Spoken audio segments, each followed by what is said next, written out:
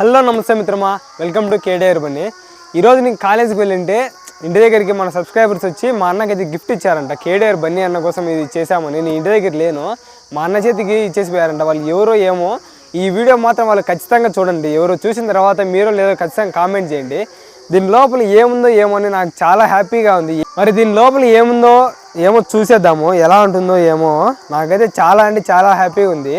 ఇది పంపించిన వాళ్ళకైతే మళ్ళీ ఇంకోసారి థ్యాంక్ యూ సో మచ్. అలాగే లవ్ యూ టు.